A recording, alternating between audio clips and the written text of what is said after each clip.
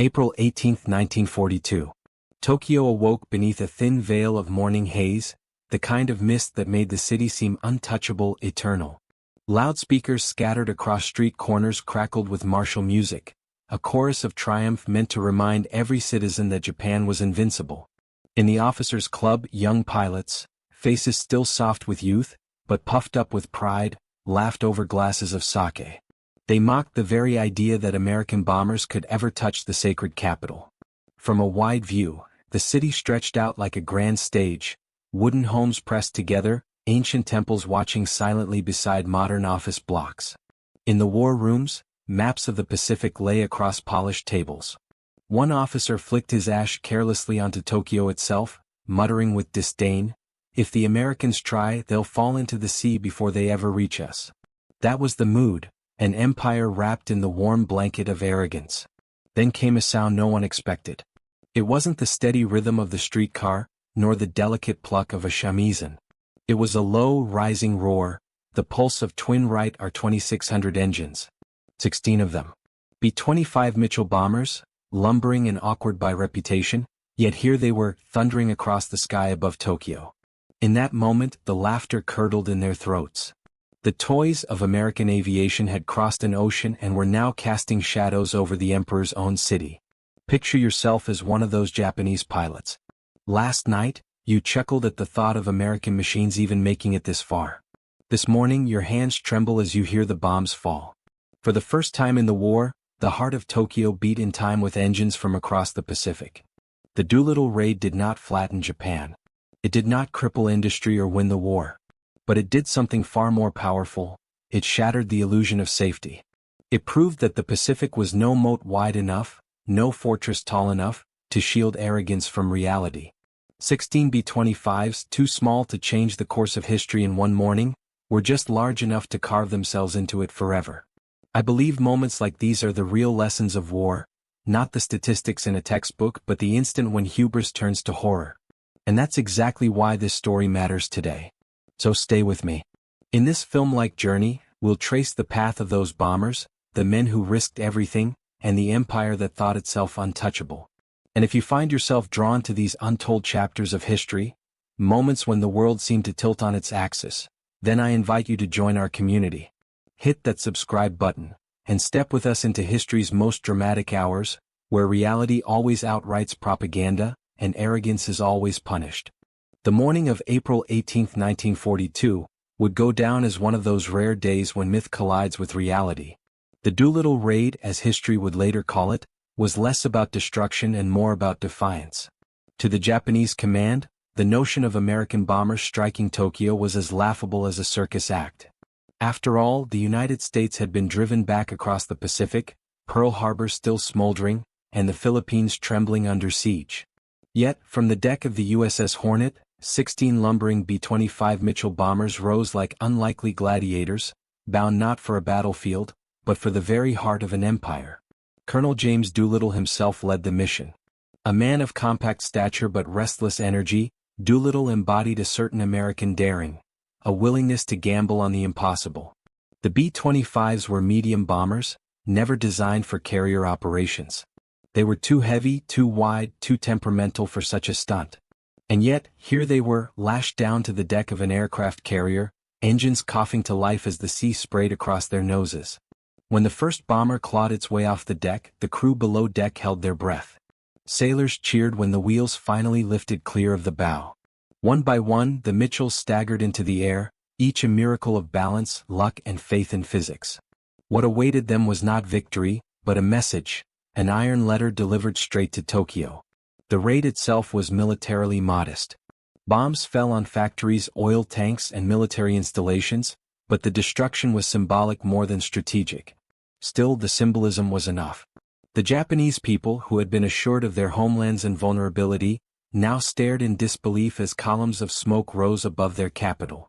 The mighty Imperial Army and Navy, who only months before had paraded triumphantly through Asia, now found their capital singed by machines they had once dismissed as inferior.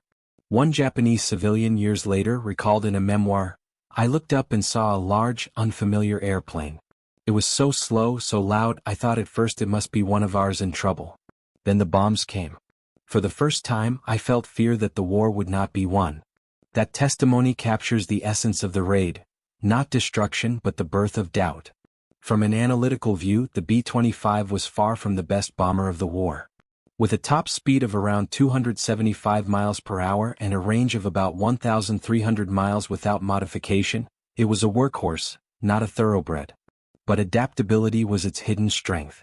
Engineers had stretched its legs with extra fuel tanks for the raid, making it capable of reaching Tokyo from the carrier and still limp toward China. In technical terms, it was a kludge, a patchwork solution. But wars are often won not by perfect machines, but by good enough ones flown by men unwilling to quit. The aftermath of the Doolittle Raid was not confined to Japan's skies. Its true impact rippled through strategy. Enraged and humiliated, Japanese command doubled down on extending their defensive perimeter, a move that would lead them directly into the trap of Midway. In this sense, 16 toys of American aviation managed to change the tempo of the Pacific War far more than their payloads suggested. Doolittle himself thought he would be court-martialed for losing all his aircraft. None returned to the carrier. Instead, he was decorated as a hero, for he had struck a blow not at Japan's factories, but at its pride. This was only the beginning of the B-25's legend. The Mitchell would go on to prove itself in countless theaters, from the steaming jungles of Burma to the coral reefs of the Pacific. In each battle, it wore a different mask, sometimes a bomber, sometimes a low-level strafing gunship, bristling with .50 caliber machine guns like a porcupine of steel. And always, it carried with it the shadow of Tokyo, that first improbable raid which showed the world what it could do. The Japanese, who had once sneered at its silhouette, were now forced to reckon with it across every front. By the end of the war, they would come to know the Mitchell not as a laughable intruder, but as a relentless adversary, an aircraft that seemed to appear wherever their armies marched, harassing, strafing, bombing, never quite as glamorous as the B-17 or as terrifying as the B-29, but always there, always biting. The B-25's most famous day had been Tokyo. Its most important days, however, were still to come. If Tokyo was the headline, the jungles of Burma and New Guinea became the grinding chapters where the B-25 Mitchell earned its reputation. Unlike the dramatic splash of the Doolittle Raid, these battles were measured in sweat, attrition, and the endless roar of engines echoing off mountains and jungle canopies. Here, the Mitchell transformed from a symbolic raider into a practical terror. In Burma, Allied forces faced the daunting task of supporting ground troops stretched thin across inhospitable terrain. Japanese supply lines wound like snakes through valleys and forests, often hidden beneath dense foliage. To conventional high-altitude bombers, these targets were nearly invisible. But the B-25 was adaptable. Crews began flying low, skimming treetops, trading safety for accuracy. Imagine being in the cockpit, sweat dripping into your eyes, engines screaming as branches whipped past your wingtips. Bombs released at that altitude didn't simply fall, they slammed as if hurled by the very fist of the aircraft. One veteran of the Burma campaign later wrote, "You could see the enemy's eyes. That's how close we had to fly. It wasn't bombing from the heavens, it was knife fighting in the sky." That brutal intimacy defined the B-25's role in the Asian theater. New Guinea, meanwhile, became a proving ground for innovation. The Japanese had established strongholds across the island, supplied by convoys creeping along its coasts. Conventional bombing raids had limited effect. The jungle swallowed craters as if nothing had happened. What truly disrupted Japanese operations were low-level attacks on shipping. Here, the Mitchell became something entirely new, a gunship. American engineers, responding to field reports, began modifying the B-25. They stripped out nose bombardier stations and packed them with forward-firing .50 caliber Browning machine guns. Some versions carried as many as 8 heavy guns in the nose alone, with additional side-mounted package guns firing out of the fuselage. The result was an aircraft that could unleash a hurricane of lead in a single pass. Analytically, this turned the Mitchell into a hybrid, part bomber, part assault cannon. The Japanese soon had a name for it, the strafing monster. Convoys that once sailed with impunity found themselves shredded by these flying porcupines. A B-25 diving at mast height could rake a destroyer's deck, disable anti-aircraft crews, and then drop skip bombs, explosives designed to ricochet across the water like stones before slamming into hulls. The Battle of the Bismarck Sea in March 1943 showcased this terrifying new role. Japanese reinforcements were attempting to resupply New Guinea under heavy escort. In came waves of Allied aircraft, including squadrons of heavily armed B-25s. Flying at treetop level, they stormed through curtains of flak, guns blazing. Eyewitnesses described the scene as chaos incarnate. Bombs skipping across waves, machine gun fire hammering ships until masts toppled like matchsticks. In just 2 days, nearly the entire Japanese convoy was destroyed. One Japanese survivor, decades later, admitted, "We thought the Americans had found a new kind of devil machine. The planes came so low we could see the pilots. They fired as if their guns would never run out." For the Allies, this battle was more than a tactical victory. It was proof that medium bombers, properly adapted, could cripple naval operations once thought safe from anything short of battleships or carrier air power. Strategically, it forced Japan to scale back its ambitions in New Guinea, conceding that even resupply was a gamble against these relentless Mitchells. The Philippines would later echo this pattern on a grander stage. As MacArthur returned, so too did the B-25. By now, the aircraft had evolved into the backbone of tactical bombing operations. In the sprawling archipelago where Japanese garrisons clung to scattered islands, the Mitchell's ability to hit hard and fast made it indispensable. Strafing runs shredded airfields before enemy fighters could even take off. Bridges, railroads, and depots fell under relentless hammering. From a purely technical standpoint, the B-25 had reached a kind of maturity by this phase of the war. It wasn't sleek, it wasn't glamorous, but it was rugged. Its twin engines could take punishment. Its crew stations were cramped but survivable. Many crews swore by its reliability, comparing it favorably even to the legendary B-17. It was, they said, a plane that forgave mistakes and still brought you home. But beyond numbers and mechanics, the Mitchell had become a psychological weapon. For Japanese troops entrenched in jungles or crouched on island runways, the low, throaty growl of twin engines signaled doom. Unlike the high whine of fighters, the B-25 sound was slower, heavier, like the beat of a war drum rolling closer and closer. And so, from Tokyo to Burma, from the Bismarck Sea to the Philippines, the arc of the B-25 Mitchell was written in escalating terror. What began as a desperate raid had blossomed into a sustained campaign of harassment and destruction. The Japanese, once amused by its ungainly form, now saw it as a herald of devastation. Yet the story was still far from over. Ahead lay new battles, new adaptations, and the relentless march toward Japan's own shores. By 1944, the B-25 Mitchell was no longer a novelty. It was a veteran, worn but wiser, having shed the naivety of its early days. In the Pacific, where battles surged ever closer to the Japanese home islands, the Mitchell adapted once again. What had begun as a medium bomber had become a low-level scourge, a predator specialized in chewing up supply lines, convoys, and strongholds. Formosa, modern Taiwan, was one such battleground.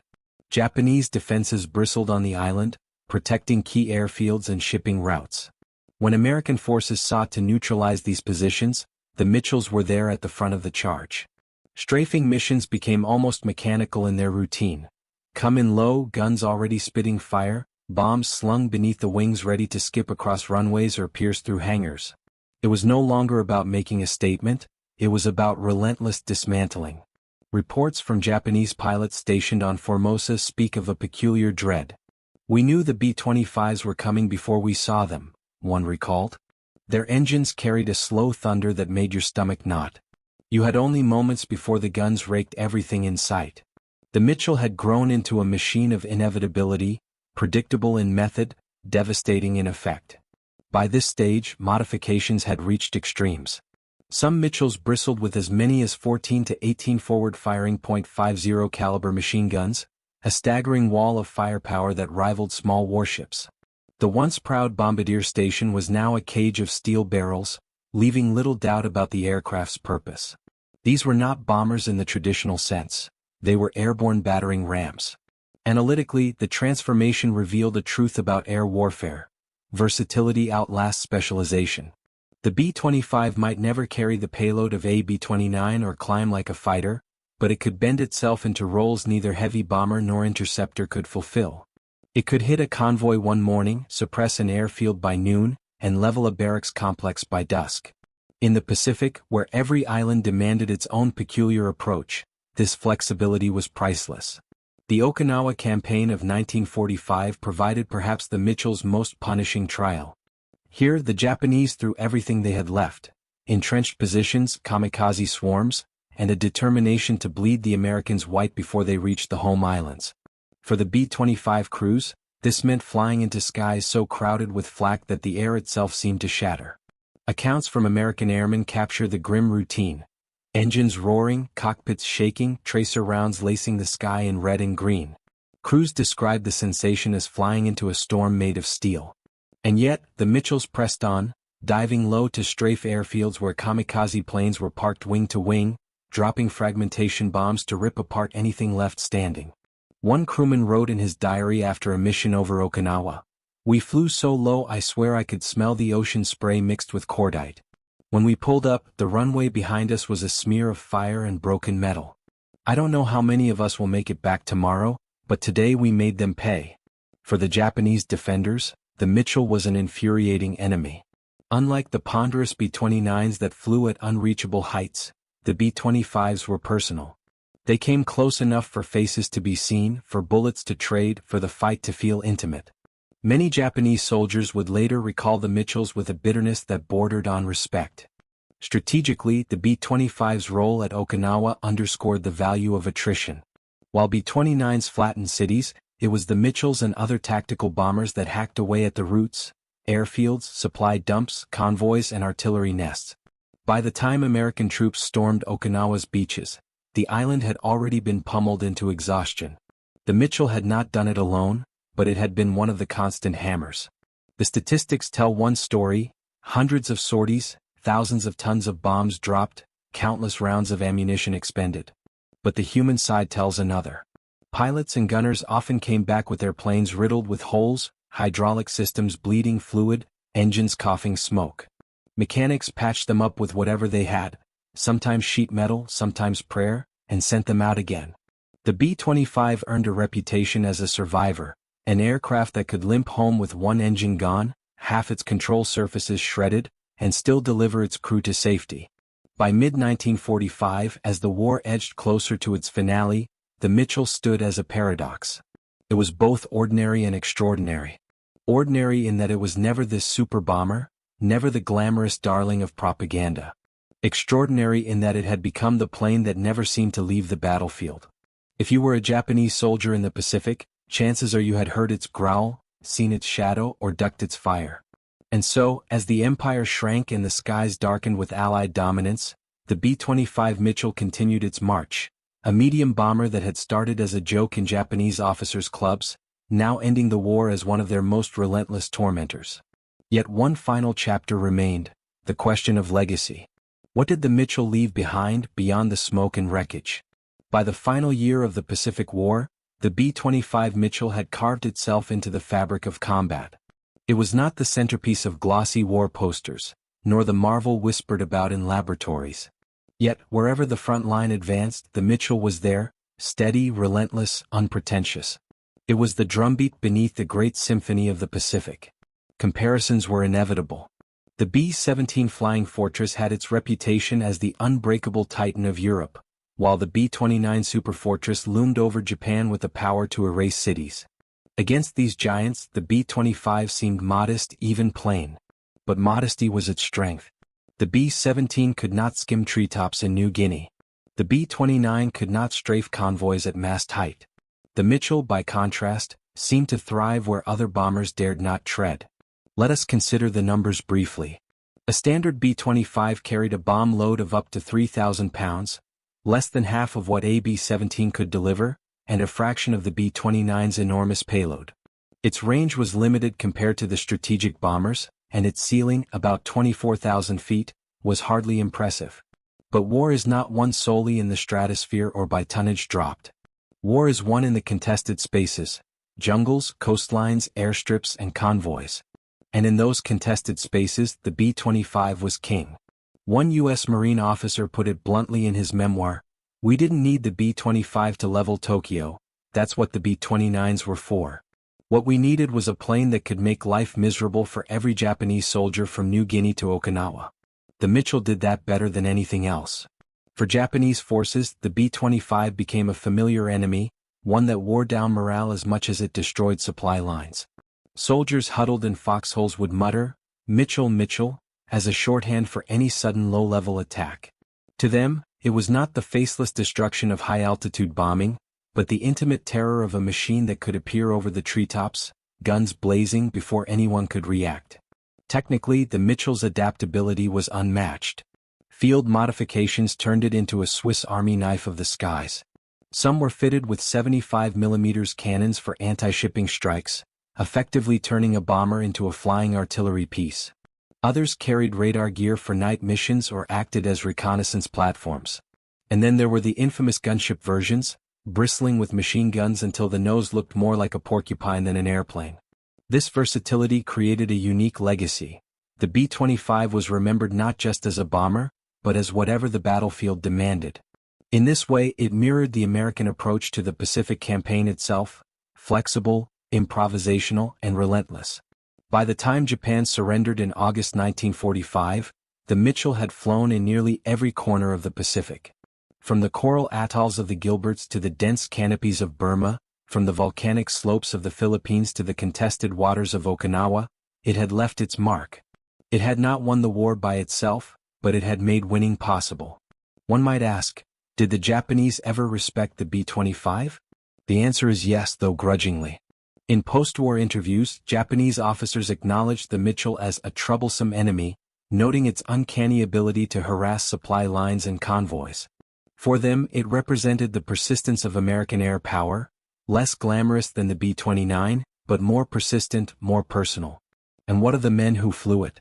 Many remembered the Mitchell with affection even decades later.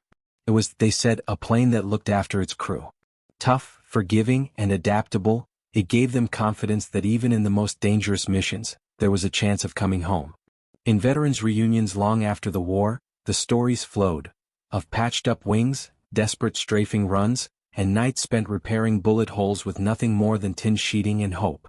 Analytically, the B-25 represents an important truth about warfare. The greatest weapons are not always the most advanced, but the ones that can be used everywhere, every day without fail. Its story is not one of singular moments, but of cumulative impact, the steady grind that wears down an enemy's will to fight.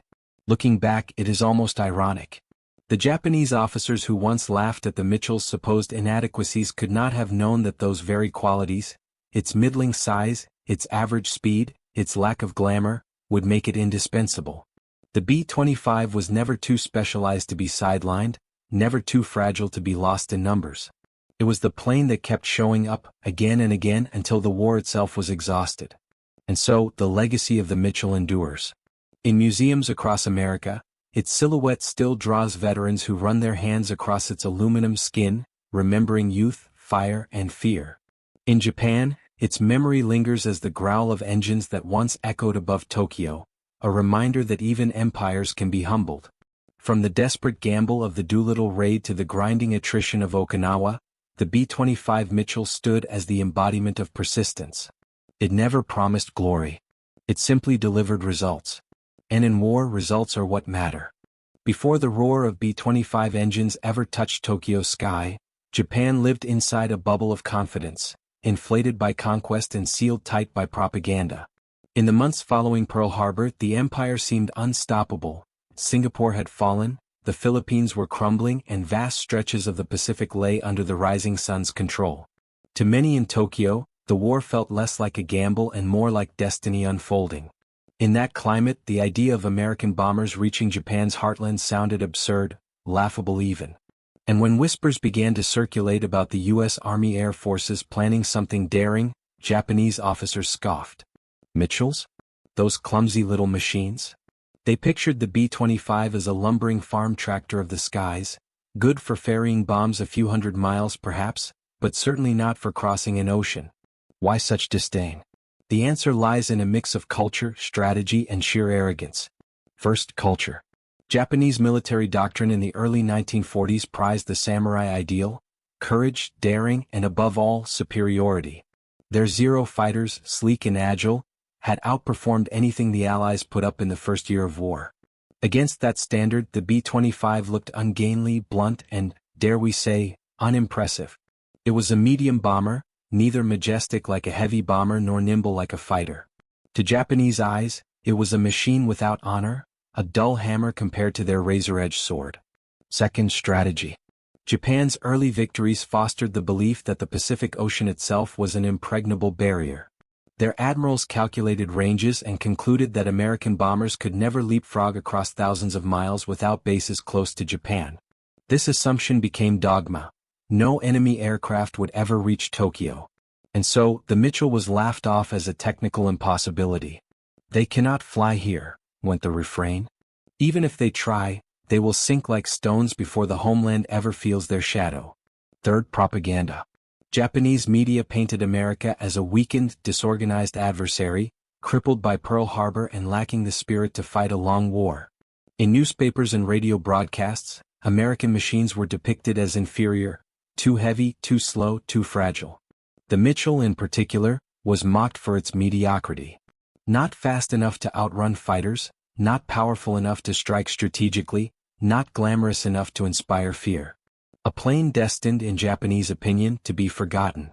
The irony is almost delicious, for it was precisely this mediocrity that made the B-25 so dangerous. Where the Japanese sought perfection in specialized machines, the Americans fielded a jack-of-all-trades.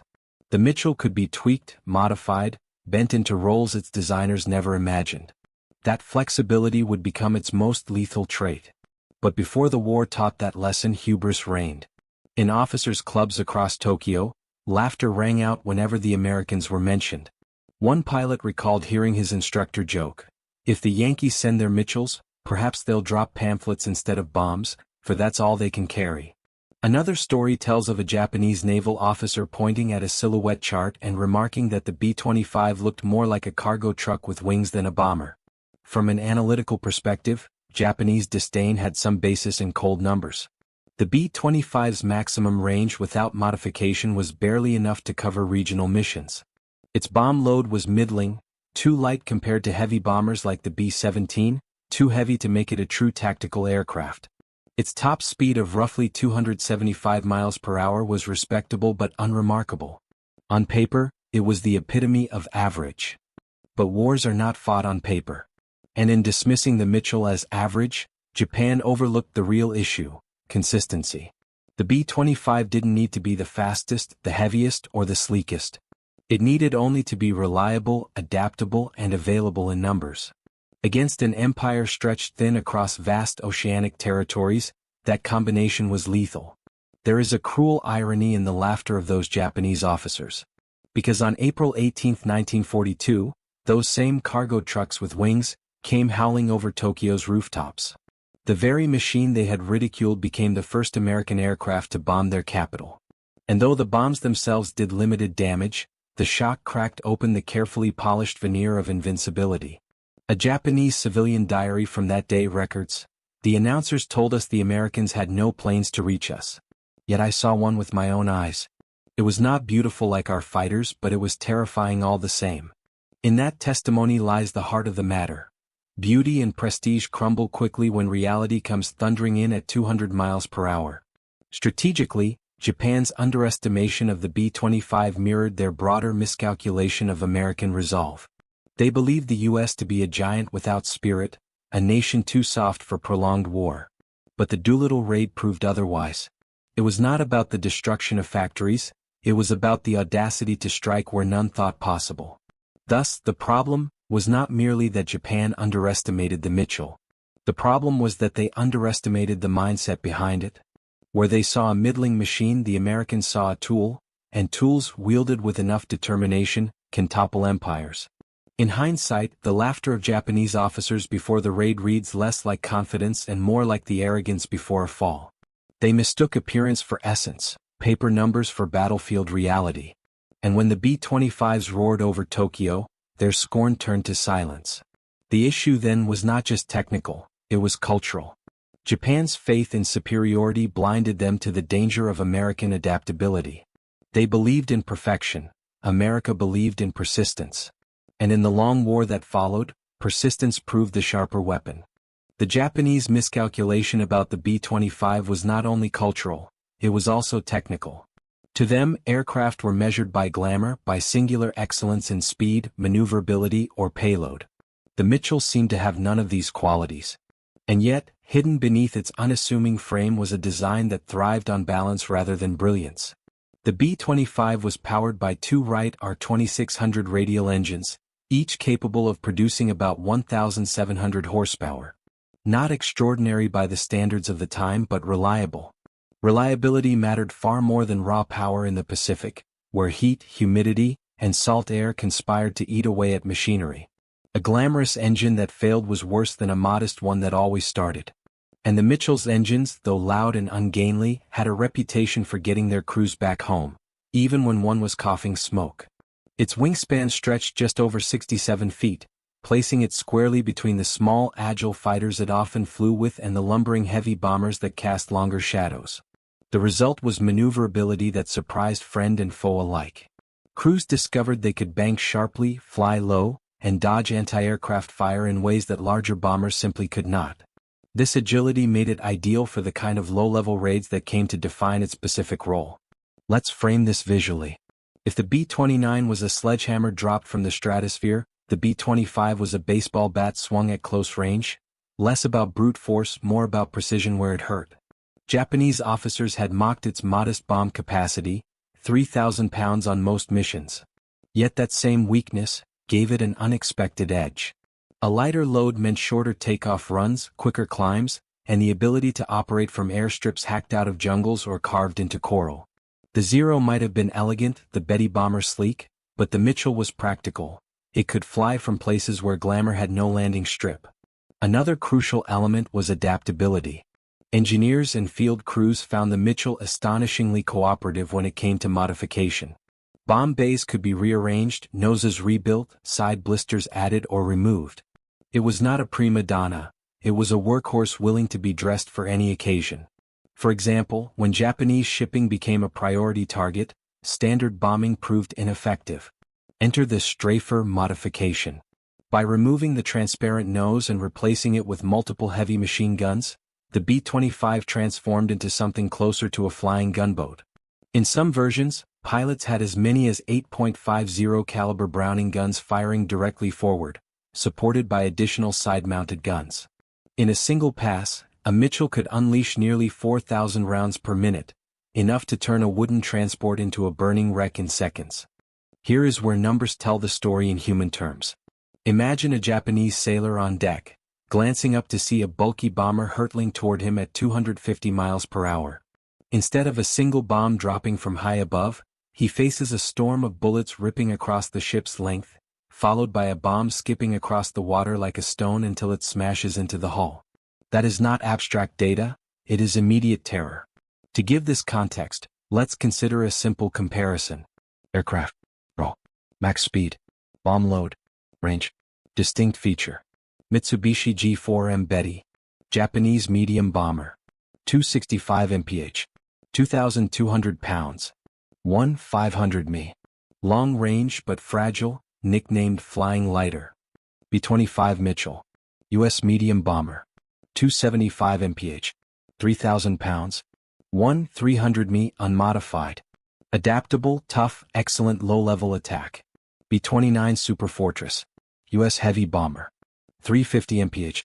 20,000 pounds. 3,250 miles. Strategic bombing, very high altitude. Now, told flat like that, the Mitchell looks unimpressive. But here's the trick.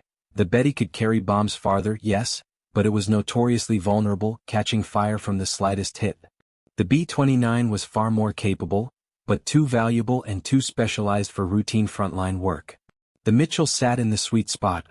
Durable enough to take punishment, simple enough to modify, common enough to be thrown into the fight again and again. What Japanese commanders failed to see was the cumulative effect of such an aircraft.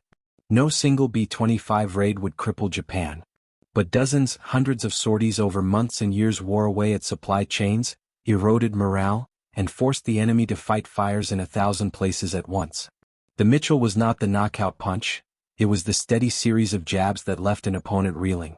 In this sense, dismissing the Mitchell as mediocre was like dismissing a boxer's left hand.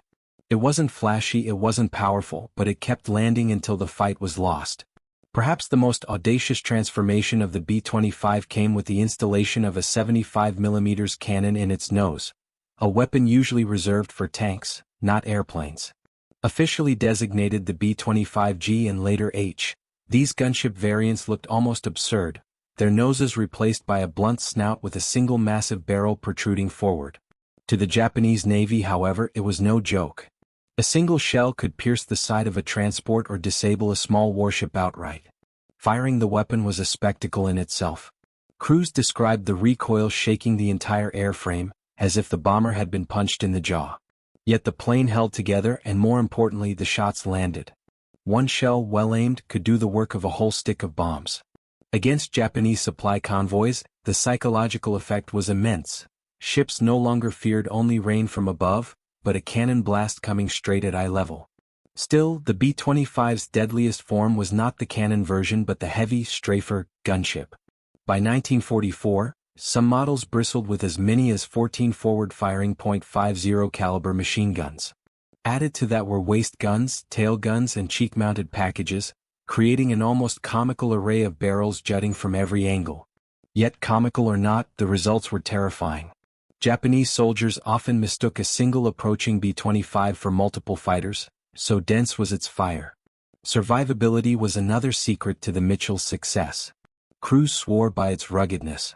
Pilots told of limping back on a single engine, of fuselages stitched with holes yet somehow holding together. Mechanics marveled at how the airframe tolerated abuse. Patched with sheet metal and primitive jungle airstrips, it still flew. In contrast, the Japanese G4M Betty was infamous for bursting into flames when hit, earning the grim nickname Flying Lighter. The Mitchell, by contrast, was a stubborn mule. It might be battered, but it rarely surrendered. This durability bred affection. American crews spoke of the Mitchell as if it were a living companion. One pilot later said, "The B-25 was like an old dog, ugly maybe but loyal. It always got us home." Such loyalty from machine to man is hard to measure in technical manuals, but it mattered profoundly in combat. Trust in one's aircraft freed crews to take risks, to fly lower, to attack harder. On the Japanese side, the effect was the opposite. The sound of the B-25 became a kind of psychological warfare. Its twin radial engines produced a deep, guttural growl distinct from the higher-pitched whine of fighters. Soldiers in foxholes recognized it instantly. To them, the noise meant not distant destruction like a high-level bomber, but imminent danger, strafing runs, bombs at mast height, guns that tore through trees and trucks alike. Survivors spoke of the dread that settled whenever the sound approached. Unlike the faceless terror of a B-29 raid, the Mitchell felt personal, almost vindictive. There was also the matter of numbers. By war's end, nearly 10,000 B-25s had been built. They flew not only in the Pacific but in Europe, North Africa, and the China-Burma-India theater. For Japan, this ubiquity was a nightmare. To fight the Allies was to face the Mitchell over and over across every front. Dismissing it as mediocre in 1942 had been easy. Escaping it in 1945 was impossible. From an analytical perspective, the Mitchell embodied a different philosophy of war. Japan invested heavily in machines that were excellent in one dimension but fragile in others. Lightweight fighters that excelled at agility but lacked armor, bombers that could fly far but burn too easily. The United States, by contrast, invested in machines that could do enough in every category. The B-25 did not win beauty contests, but it survived, adapted, and multiplied. In the grinding calculus of total war, that balance proved superior. When American veterans look back, they often speak of the Mitchell with warmth rather than awe. It was not the glamorous star, not the city destroyer, not the fortress of legends. It was, instead, the steady companion that carried them through countless missions.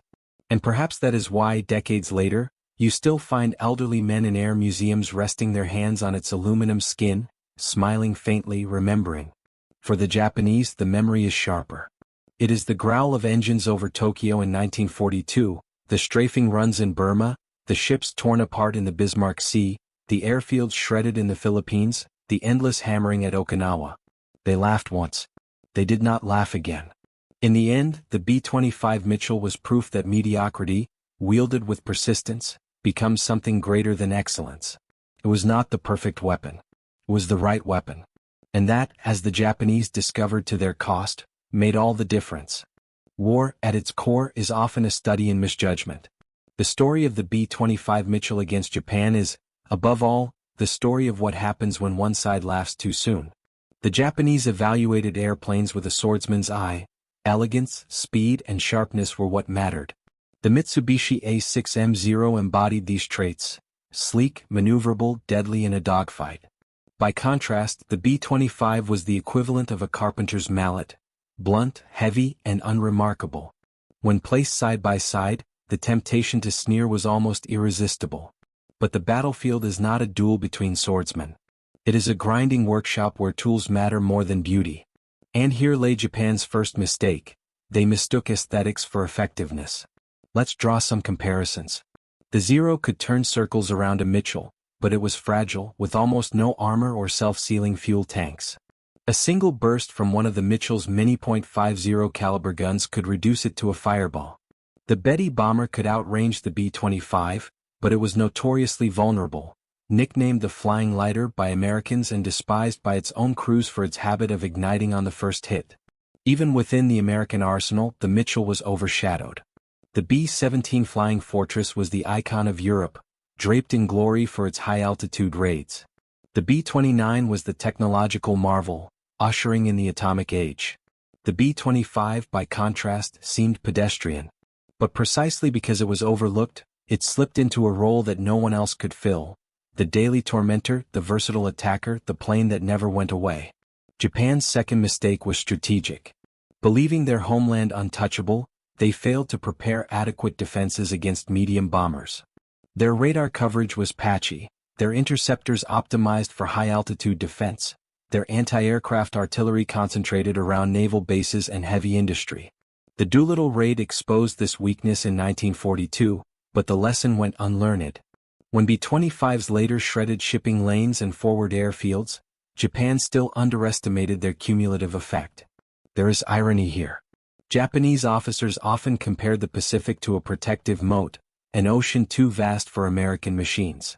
But in reality, the B-25's limited range forced creative tactics: carrier launches, forward bases, makeshift runways carved from jungle. Instead of revealing weakness, these improvisations showcased American adaptability. Japan's rigid thinking turned into a trap. By dismissing the Mitchell, they dismissed the ingenuity of the men who flew it. Third mistake: propaganda. Japan needed its people to believe in invincibility. Newspapers and radio broadcasts dismissed the B-25 as a toy bomber. The problem with propaganda is that it collapses at the first contradiction. When those toys dropped bombs on Tokyo, the credibility of the state itself cracked. From that moment on, every air raid, no matter how small, felt like a reminder that the government had lied. Analytically, the B-25 was the embodiment of cumulative warfare. It rarely delivered decisive single blows. Instead, it wore down the enemy with endless harassment. Bridges destroyed today, convoys sunk tomorrow, airfields strafed the next week.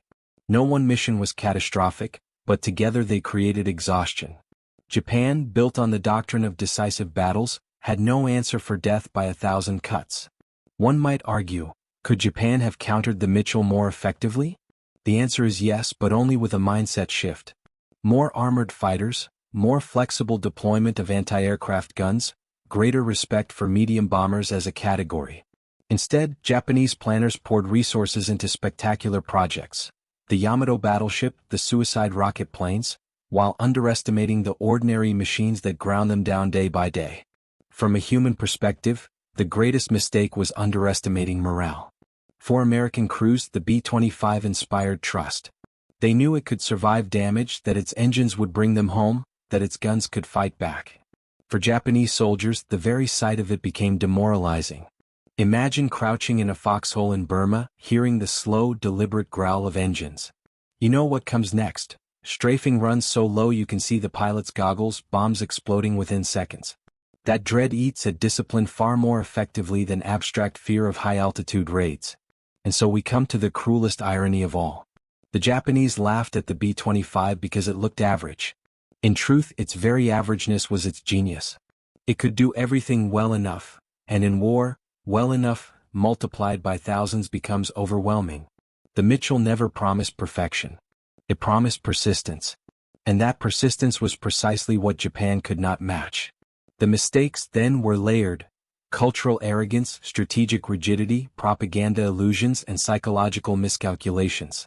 Each by itself might have been survivable. Together, they formed a chain of errors that made the B-25, once dismissed as a laughingstock, into a relentless nemesis. In hindsight, one almost hears the echo of those officers' laughter in 1942 and contrasts it with the silence of 1945, when American bombers, Mitchell's among them, circled over a defeated Japan. The silence was louder than any laughter had ever been. The laughter of Japanese officers in 1942 had consequences far beyond the walls of their clubs and briefing rooms. When those 16 toys of Colonel Doolittle roared over Tokyo, they struck more than just factories and fuel tanks. They struck at confidence, at the myth of invulnerability, and at the delicate fabric of Japanese morale. The immediate consequences were swift. Japan, humiliated, diverted precious resources to reinforce its perimeter. Plans were drawn to expand the defensive belt farther into the Pacific, stretching supply lines thin and setting the stage for catastrophe at Midway. Ironically, the very raid Japan dismissed as militarily insignificant helped lure them into the strategic disaster that would break the back of their naval power. The mediocre B-25 had nudged the empire toward its own undoing. On the ground, the consequences were equally profound. Civilians who had been told their homeland was untouchable now looked nervously at the sky. Diaries and memoirs reveal a population shaken by the sudden realization that war was no longer distant. One Tokyo resident recalled, "For months the radio told us the Americans could not come. Then one morning they came. We knew the war would reach us sooner or later." The Japanese military responded with anger. Retribution was brutal. In occupied China, entire villages suspected of aiding Doolittle's flyers were massacred. Tens of thousands of civilians paid the price for the raid. In this sense, the Mitchell's bombs fell not only on Tokyo but also across swaths of China, where innocent lives were extinguished in retaliation. War has a way of magnifying consequences far beyond the battlefield. Strategically, the B-25's role grew into something far larger than its bomb load suggested. In New Guinea, the Philippines, and Burma, its relentless low-level attacks shredded supply chains and exhausted Japanese logistics. By 1944, it had become the airborne equivalent of guerrilla warfare, harassing, persistent, inescapable. This constant pressure contributed to Japan's slow suffocation. Where heavy bombers destroyed cities, the Mitchell destroyed the arteries that kept the empire alive. And yet, perhaps the most enduring impact was psychological. For Japanese troops, the Mitchell became a specter. Unlike high-altitude raids that arrived with little warning, the Mitchell announced itself with that slow, throaty growl of radial engines. It was a sound soldiers came to dread. Survivors would later describe the fear that came not from bombs alone but from the strafing runs that seemed personal, intimate, punishing. To be strafed by a Mitchell was to look into the eyes of your enemy at treetop height and know that death had chosen you directly. For American crews, the Mitchell left a different legacy. It was remembered not as glamorous but as dependable. Men who flew them decades later recalled how the aircraft absorbed damage, how its engines kept running against all odds, how its rugged frame brought them home. That trust fostered bravery. Crews pushed themselves into dangerous missions because they believed in their machine. And in war, faith in one's tools can be as powerful as numbers on a blueprint. The long-term impact extended beyond 1945.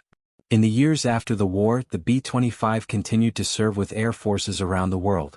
It flew with the Chinese nationalists, with Brazil, with the Dutch, even with the Soviets under Lend-Lease.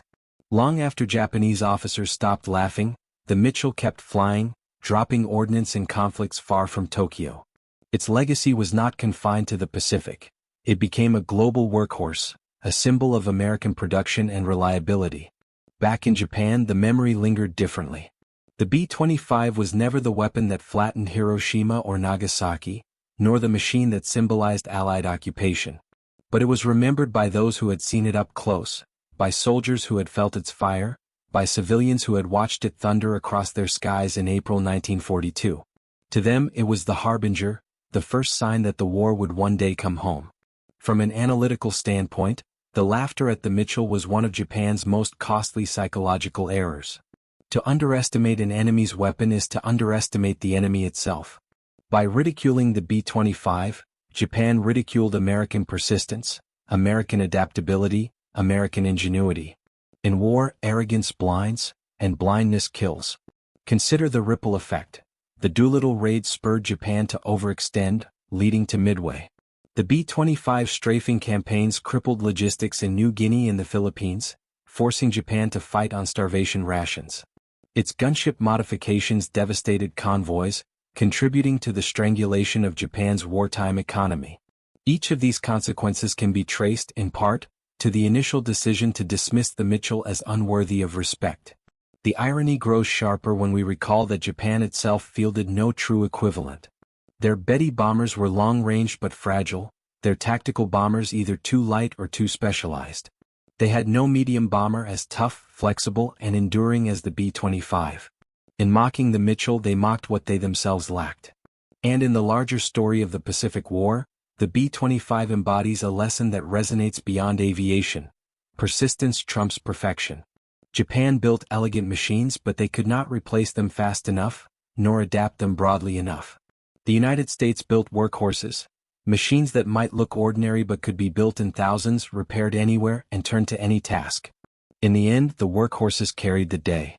Even today, when veterans gather at airshows, the B-25 remains a centerpiece.